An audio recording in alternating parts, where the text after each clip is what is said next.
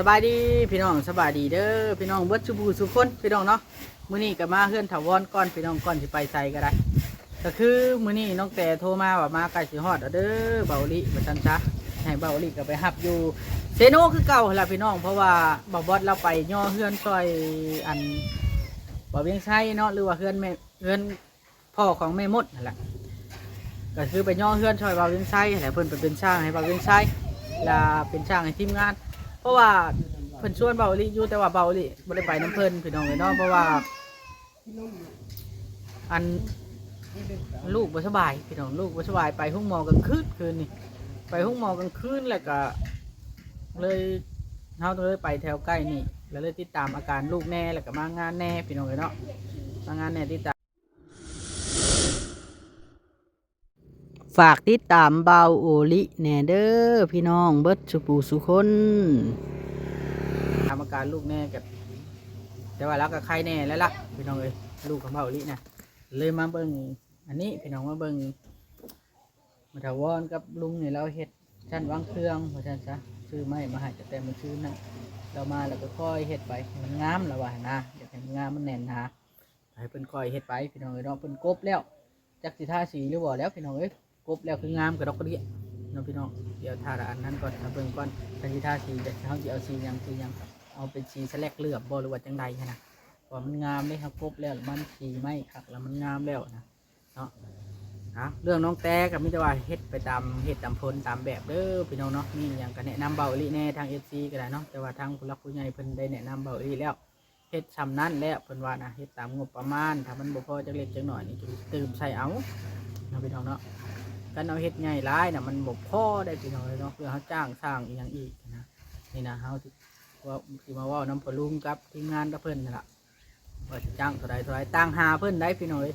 ทั้งจุลี่ว่าต่างหาเพิ่นเด้อว่าซั่นซะให้เพิ่นเที่ยวเฮ็ดให้แน่เฮ็ดกับบ่หลายมือดอกทิศหนึ่งทิศปลายก็น่าจะแล้วอยู่เพราะว่าเป็นเฮือนไม้เนาะพี่น้องเนาะเฮือนไม้มีแต่ว่าจับขึ้นตอกคะแนนความแทกดีจับขึ้นตอกแล้วก็แล้วมันโบจำที่จำใต้คือนั่นได้แล้วก็เทพื้นกับมือนึงโบฮอดมือดอกเทพื้นแน่มือนึงแล้วก็นั่นพี่น้องเนาะ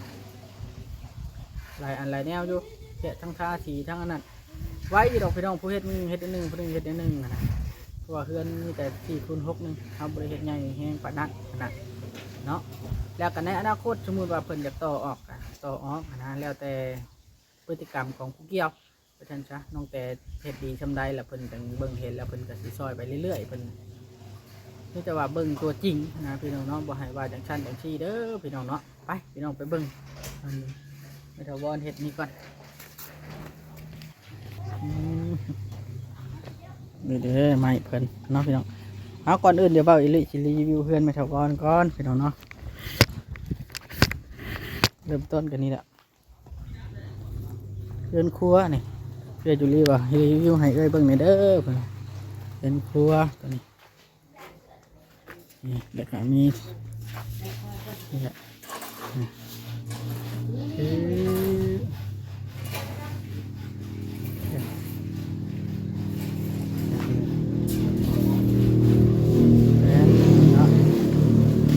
อย่างคำว่านี่จะเป็นวัดชั้นวางเครื่องตั้งชั้นวางเครื่องตั้งนี่ก็อย่างมานี่วางดังไพ่แล้วก็นี่เรือนเตียงนอนนี่ก็นี่นี่ปลาวอนนี่สบายดีเด้อปลาเด้อสบายดีโดยนี่ก็จะเป็นห้องนอนแล้วเนาะห้องนอนแล้วเบาหลีจะบอกใครเบิ่งก็ยากเป็นเนาะห้องนอนแล้วนะมันงามอยู่ดอกนี่บันไดทางเรือจูรีพนวารีวิวให้ได้เบิ่งในเด้อพนวานี่เดี๋ยวเบาหลีจะขึ้นเทิงก่อนนี่เป็นเพื่อนเก่าเพิ่นปูนพี่น้องเขาชื่อมาเทปเปื้อนนะ ขึ้นมานี่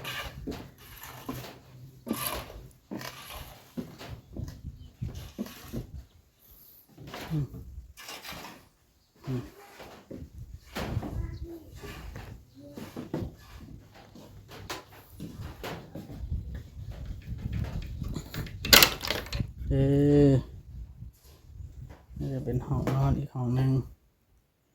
ห้องพักไปทางนั้นเป็นนะใส่ผ้าให้ทุกเจือเอาไว้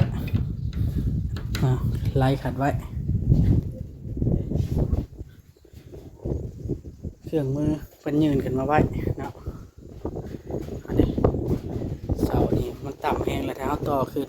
เอาไม้ใหญ่ต่อขึ้นแล้วมันก็เป็นเสาคู่แบบนี้มันก็งามนี่พี่น้องเปิดพัดลมระบายอากาศเนาะเป็นเดี๋ยวใครเชล่านี่นะบอลลงบันไดนี่ที่ลงไปนี่กระดิ่งกระเด้งอันนี้แล้วก็มุ้งบันไดนี่พี่น้องมุ้งบันไดนะครับขับเป็นมุ้งนี่ก็หลอดไฟของเอี่ยมเดี๋ยวไอ้นายเราก็พับเครื่องพับนั่นนี่ไว้เป็นเน็บมุ้งเนาะไว้นะเด็กไอ้นายนอนคนเดียวอยู่นี่จะนอนคนเดียวบ่อยู่นี่ นอนกับหลาน คนน้อยๆนะสบายดีเด้อไอ้นาย เจ้าสบายดี จำพ่อแล้วเด้หลังคาพอดีไว้ตากนั่นตากนี้เอาแล้วหลังคานะเด็กผู้ขักหลังคานี่ตรงน้ำเอาอันนั้นมาตรงน้ำเนาะ เจ้า ครับเด็ก วันนี้นอนคืนนี่ ไปใช่ละ สบาย ร้านไข่เมื่อคืน เห็นแต่เจ้าแล้วข่อยก็ได้นอน40 นาทีนึง จนได้นอนบางหาโมงยังได้รับ บุพอดีเนาะมันลงเนาะ อันนี้ประตูเตือนลงในหนึ่งห้องมาใส่มันผับมันอะไรโคตรแล้วที่ยังใส่4 อัน บ่ต้องมันเตือ มันจะค้ำกันอยู่มันเป็นเตือน เจ้าอย่างมันโกบเขาเด้ แม่น ไปลงล่างก่อนจะเบิ่งให้เบิ่งขนาดอันคักประตูนี้มันเขาออกตัวยาวแฮงบันไดนี่พี่น้องเนาะ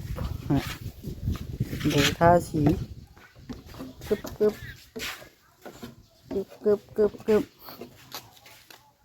เอ้ยเพิ่นให้รีวิวให้เบิ่งเลยรีวิวให้เบิ่งตัวนี้จะเป็นการวางเครื่องอันนี้ เจ็ดตะเกียบป่ะ ฮะ เจ็ดตะเกียบป่ะ แม่เป็นบาทนะ40 เซนกว้างนะ เจ้า ขากอยู่ดอกเจ้าเลื่อยรถบากนี่แล้วคือพอจะเห็ดนี่ เจ้าเสียดอุ่นมาดิมันไปทางใด ว่านี่ไปทางป่าบ่ จุดป่าวันนี่ เห็นแปลนเบิดละได้บ่ได้ไปลินบุญน้ำขาวบ่คืนนี่ มันไปเมืองร้านขี้ไทยยังวะ ร้านขี้ห้อนเมื่อคืน เดี๋ยวเป็นเห็ดอยู่นี่แล้วอยู่ที่มันนี่เห็ดนี่ แล้ว เห็ดแล้วเด้อ เจ้า จังหน่อยข่อยสิมีงานให้เจ้าเฮ็ดเด้อนี่ มีในร้านอยู่หน้างานนี่ อ๋อเพิ่นจ้างบ่แพงดอกเพิ่นสิหาแต่เจ้าเพิ่นว่าน่ะต่างหาก็บ่ว่าติเนาะ ไม่ได้ว่ายัง ต่างหา เจ้า เพิ่งผ้าใส่แล้วเพิ่นว่านะ เจ้า เอ้า ซุปคนน้อยแล้วให้เพิ่งพาใส่เพิ่น ไอ้นายนี่เป็นลึกๆลักๆกระตุกละหัวละลุงเอ้ยมันหัวเฮาเมื่อฮอดละหัวทิ่มเลย เดี๋ยวเอาต้นไม้ที่มึง บ่เฮามีอยู่เฮือนเฮานะเท่าแต่ว่ามื้อนั้นเฮาซื้อน้ำมันเมื่อเฮาก็เลยนั่น จานออฟถามหาปลาหมึกว่า พี่น้องบ่ เจ้า อันนี้เล็ก พี่น้องหลายอีหลีไอ้นายสวัสดี เมื่อยพอออนได้ไปฟ้อนละวงเมื่อคืนนี่ค่ะ มีแต่พี่น้องลายร้านจะโชว์คนอยู่ แกะเอือกและจานปิดใส่ ใจว่าได้กินข้าวไปฟ้อนละวง ไปแต่มือซื้อนี่ บ่แล้วเมื่อคืนนี่มีบุญบังไฟ บ่ได้ไป บ่ได้ไปดิเฮ็ดอ่อนแท้ก็บ่ไปฟ้อนโลดหลานมาเยี่ยมไปทางวอน ไปปูนอกไปก่อนเอาตัวทำฉากไว้ก่อน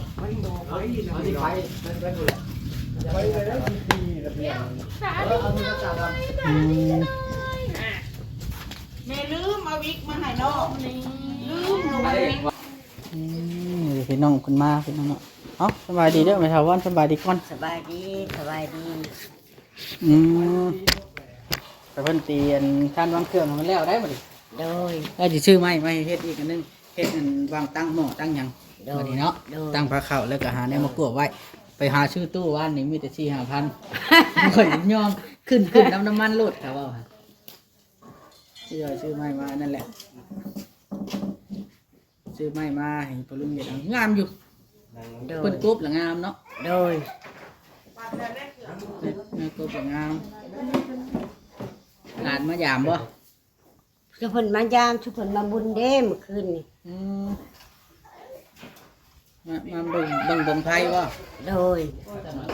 อันตรายได้บังไพ่ข่อยย่านนะข่อยย่านข่อยเห็นมันแตกใส่คนอยู่อันบ้านยางสูง แม่เลยเขาก็เบิ่งอยู่ในโทรศัพท์ เออ เขาหน่อยยังไม่ได้ไปกังเว้นผู้ชนได้มากังเว้ บ้าน นดุนสูงบ่ ยางสูง ย่างสูงเนาะ แตกใช่จนเชียร์ชีวิตค่าที่เลยข่อยจะบ่อยากไปเบิ่งบังไพ่อยาก ไป เบิ่ง เบิ่งลำเลือง ย่าน ชุพนไปเบิ่งลำเลืองคืน มันเรื่อง ลังเทื่อมันมาต่ำเฮาเด้ เอาแล้ว โดยสบายดี คือวันนี้ล่ะลุงเอ้ยแผนการน่ะข่อยว่าสิเฮ็ดเฮือนอยู่บ้านอันตรงมะแง้ว โดย ก็4x6เฮือนน่ะเฮ็ดแล้วกับสิเฮ็ดประมาณนี้ล่ะสิเฮ็ดประมาณนี้แหละแล้วก็ถ้าสีห้าวถ้าสีเสานี่ล่ะแล้วก็เทพื้นชำนี้เทชำนี้นะแต่ว่ามันหลังน้อยกว่านี้ได้4x6เนาะ โดย แทนคันใดเฮาก็สิได้ก่ออยู่แต่ว่าเฮาก็ก่อน้อยกว่าหัน โดย เฮ็ดน้อยกว่าหันนะเพราะว่ามันหลังน้อยเด้หลังน้อยกว่ากันเฮาเฮ็ดตามสมดุลมันแล้วเฮาสิหาได้เจ้าแล้วตะเอื้อยเพิ่นนั่นแล้วอยากหาได้เจ้า โดย ทีมงานได้เจ้าทั้งพ่อทั้งลูกทั้งไอ้นายทั้งไอ้โต้ไอ้หยังวะนะไปช่วยเพิ่นสิจ้างนะเพิ่นสิให้อยู่10 ล้านเพิ่นว่าน่ะค่าน้ำมันเพิ่นก็สิให้อยู่ต่างหากมื้อละ5-60ก็ได้ขี่ทะเล่งไปแต่ละมื้อนะกันผู้พ่อหยุดกับผู้ลูกไปผู้อันนั้นน่ะเปลี่ยนพัดเปลี่ยนกันไป เงินน่ะแล้วแต่ถ้าเจ้าสิปันกัน เพิ่นต่างหาชุมเจ้าว่าซั่นซะแต่เจ้าสิว่าแนวใดว่าซั่นซะ ไปแล้วเพิ่นหาที่ใดมันก็บ่ได้คิดใจอย่างไร โดย เขาบ่ไปก็พอของลูกก็ยังไปอยู่แล้ว ไป จ้างบ่จ้างก็ต้องได้ไปอยู่แล้วเขาเพิ่นว่าแนวนี้เลยเฮาได้ยินนี่แหละ เพราะว่าต่างซอยเฮาต่างซอยเพิ่นต่างซอยเด็กน้อย โดย เด็กน้อย แม่ก็ตายเด็กน้อยนะแม่ตายป้าได้ลูกแล้วมันตายพร้อมลูกแม่แล้วฮะ เออ แล้วก็พ่อก็ไปเอาเมียใหม่เดี๋ยวนี้เลยบ่มีผู้อยู่นะและผู้เอื้อยนะแม่นอายุ20 ปีผู้น้องล่ะ13-14นี่แหละไปแตกทะลุผู้พายไปมันไปอยู่น้ำพี่น้ำน้องแต่ละคน มันบ่มีบ่อนอยู่เด้เลยเพิ่นเลยได้ชื่อดินให้แล้วเพิ่นสิปลูกเรือนขึ้นให้แล้วสิให้เขามาอยู่บ้านเกิดเมืองนอนเขาบ้านดงมะแงวน่ะต่างซอยกันเพิ่นว่าหั่นนะ โดย ก็เลยสิอาชัยทุกเจ้าให้ไปเฮ็ดให้แต่บ่ไกลบันไดเที่ยวเฮ็ดเนาะทิศหนึงทิศปลายก็แล้วดอกคันนั้นได้ไปนะเนาะ โดย เพราะว่าคันสมมุติว่าบ่แม่นว่าสิอันนั้นดอกคันมีเวียกแห้งเฮาก็หยุดก็ได้ตรงนั้นเวียกเฮาเองเฮาเมาเลยเด้ บ่มีดอกบ่มีหยุดแล้วก็เฮ็ดกระเทิน ไปผู้นั้นก็หานกันนั่นแหละ ทำแล้ว ปัญหาได้เจ้าอะนะแล้วก็สิไปบอกลุงนิดพร้อมสิไปบอก เพราะว่าต้องบอกผู้พ่อกับผู้พ่อได้ผู้ลูกเนี่ยว่าดอกไปตามพ่อ เนาะ โดย มันยากแล้วลูกคน แม่ลูกเต้าชุ่มเขาไอ้หน้าชุ่มเขาไอ้รอไอ้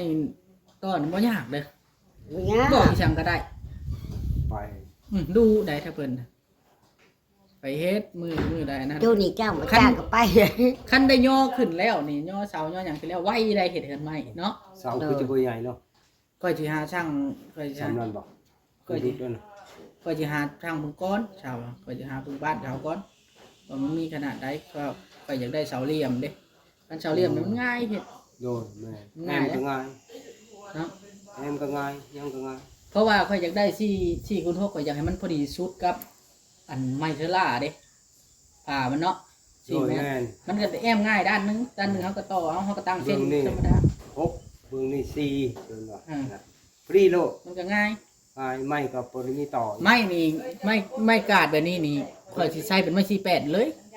ได้ ก็4เมตรคือกันแม่ ได้ไม่18เนาะ ได้ ไม่ทั้งความไปทั้งพวกแล้วเขาใช้เป็นไม่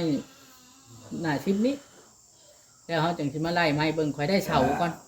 ข่อยยังบ่ได้เสาอยู่มื้อนี้เขาว่าจิเจ้ากองที่ดินใหม่ว่าสิมาจะไปเซ็นสัญญากันก่อนนะข่อยเลยมาแจ้งให้เจ้าก่อนพอดีแล้วเพื่อให้เจ้าแล้วเทอันนั้นนี่เนาะ เด้อ แล้วนั่นนี่พอดีแล้ว มือเดียวเอาเทบริกวางเลยคือ แม่นเทบ่ได้กว้างตามปูนเฮาแล้วเฮา มันเป็นหน้าบ้านมันกว้างหรือไงวะ แม่นหน้าบ้านตัวนี้มันยอดลงมาตัวนี้มันกว้างแน่อย่างนั้นแล้วแต่มันแล้วได้ทันวางเครื่องมื้อนี้ เนาะโอ้ยจำบ่แล้วได้ เพราะว่ามัน บากบ่ยันมันบากมันยาก บากมืด2ทีข้างแล้วปอกใส่กันขับแบบมันบ่ดีเลยนะ สิเฮ็ดมาตรฐานขนาดนั้นบ่เด้ ชาวหาเบิ่งไป เพราะว่าจะสิบากตัวเดียวนะ บ่บาก บากบ่ตัวนั้นก็ได้ ตอนนั้นก็บากมันขับมันเป็นเนื้อเดียวกัน มันล็อกกันนะบ่ นี่ วานนี่ข่อยมาจากเจ้าหลังจากออกจากเจ้าแล้วนะมาแล้วว่าสิลัดมาทางอัน เอ้า ทางอันนี้นะทางบึงทะเลเนาะว่าสิลัดมาทางบึงทะเลแล้วมาแล้วเข้าดงผูไปผ่านต้นไม้ใหญ่แล้วลงเบิดบ้านนี่ เอาเลย เนี่ยจะมีอย่างกอมข่อย ทางก็คือทางไปหน้านี่ได้หักไปข่อยก็ ปัจจุบันนี้นะ ข่อยงงอยู่ ไปทางไหนแหละเจ้าลัดมาถึงทางไหนแหละ ทางข่อยว่าข่อยเคยไปอยู่นะข่อยเคยพาไอ้เทิดไปเยียบชาวใบอยู่ แล้วข่อยหลงมันมีสองแง่ นี่บ้านบ่อนี้ แมันบอก ตอนนั้นก็ไปแล้วมันก็ถือหน้าเต้ย ข่อยลงอะไรย้อมลีลงแล้ว จะได้แต่ว่ากอมไปจนทางน่ะ จนบ่มีห้อยรถคนจนมีแต่ทางงัวข่อยไป มีแล้วแนวกล่อมเจ้าไปหักของหักษาดีสิ แล้วข่อยไปฮอดทงนาแล้วเอาโทรศัพท์ขึ้นมาเบิ่งบัดนี่มีทงนาน้อยอันหนึงเสียงก็มีแต่ลังน้อยๆได้อยู่ทางนั้น จะเป็นจังได๋เอาโทรศัพท์ขึ้นมาเบิ่งแล้วแหละบ่มีสัญญาณเลยว่าสิโทรหาไผสัญญาณดับเลยข่อยเลยเอาพระขึ้นมานบแล้วอธิษฐานแล้วกลับคืนคือว่าฮอดไว้แต่แท้ ตอนไปก็คือว่าเฮิงแหละ ข่อยยังหงึดอยู่ ผักคุ้มครอง ข่อย เจ้า พ่อสาดี ไปทางหลัก12นี่บ่ จับ แล้วเจ้าจิรัตมาพี่บ่ แม่นว่าเขาขายมะพร้าวอะนะ อัน ก่อน นี้ลูกบัง ว่างเขาขายมะพร้าวแล้วย่างข่อยไปผิดทางไปผิดทางแล้วไปผ่านต้นไม้ให้ข่อยยังอันนั้นอยู่ข่อยขึ้นมาข่อยยังมังนาวแต่งอย่างได้ยังว่าไป ปกติคนน่ะสัญชาตญาณของคนน่ะมันบ่ไปอันคันบ่มีห้อยโลดคนน่ะมันสิไปเฮ็ดหยังล่ะ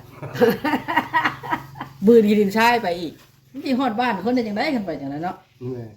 ก็ยิงจ้านอยู่จังเพื่อเขากับลงเขาเอง